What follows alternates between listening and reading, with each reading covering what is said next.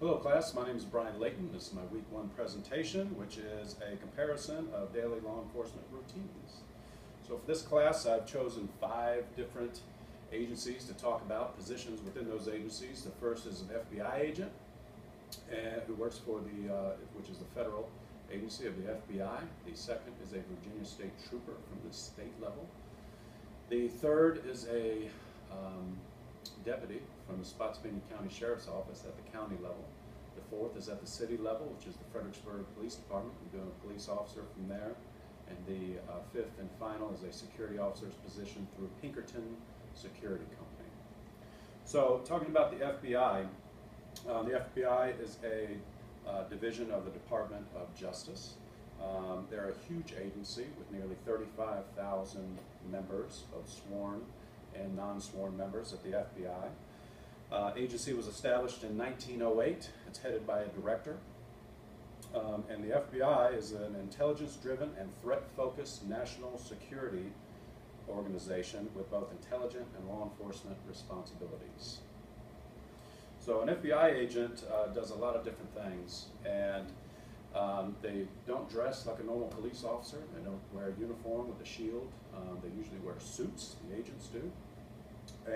But they do a wide variety of law enforcement jobs to include making arrests, working large international type crimes, small local type crimes, helping out with the local agencies.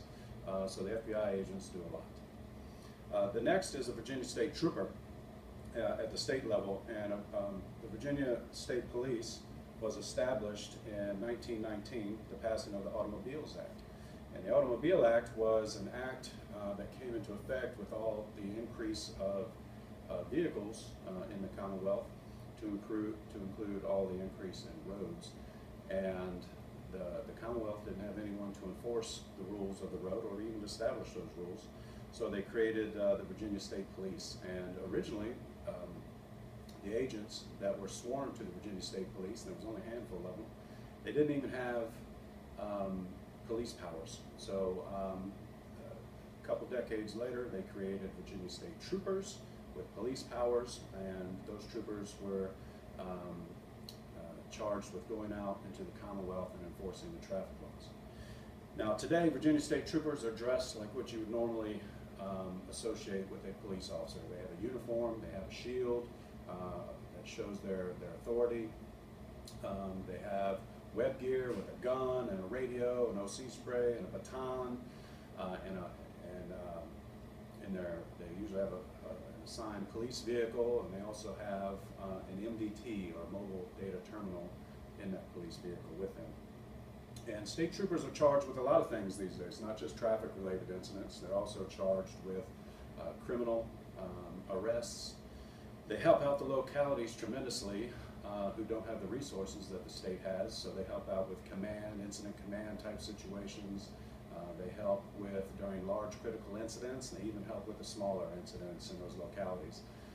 In one of the sister jurisdictions here around Fredericksburg, the state troopers actually work all the accidents in the county because the county doesn't have the resources to work their own traffic accident. The state police does that for them.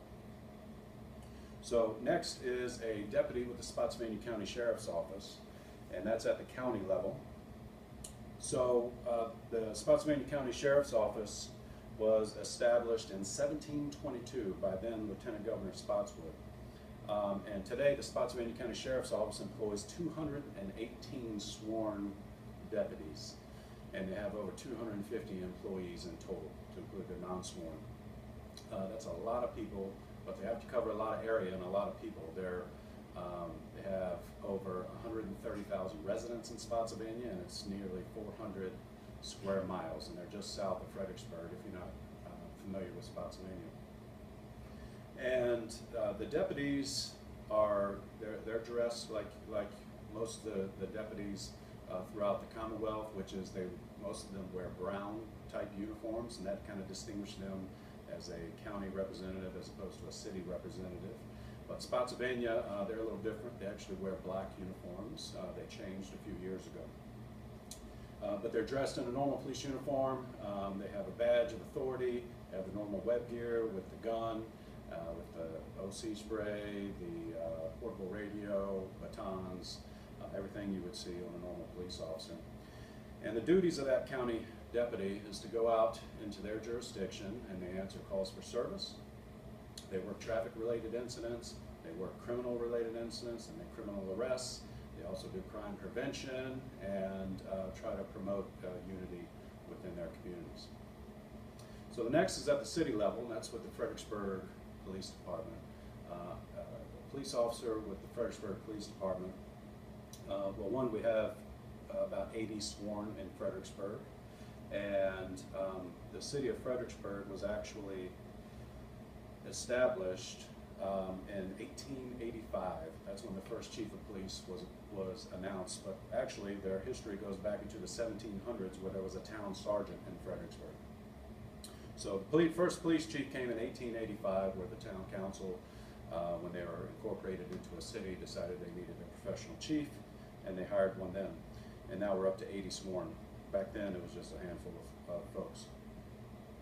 So a Fredericksburg police officer, very similar to a state trooper, and with the Spotsylvania County deputy, they wear a uniform. It's a dark blue uniform. They have a shield showing their authority.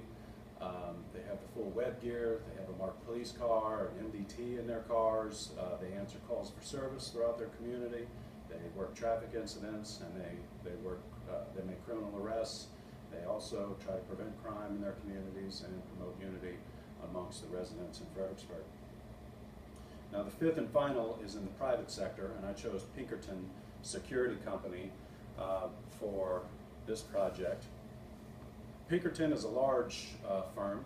It's an international firm, so they have over 1,500 full-time employees at Pinkerton, but they have over 10,000 agents that they can call on to do contractual work. The typical Pinkerton security guard is going to be dressed like a security guard. They also have a uniform, usually has patches that distinguish that they're with a security company. Some of their security guards are armed, some are not armed, but just having that uniform with a badge signifying that they're with security, they have that presence, and it makes folks feel a lot more safe and protected when in the community.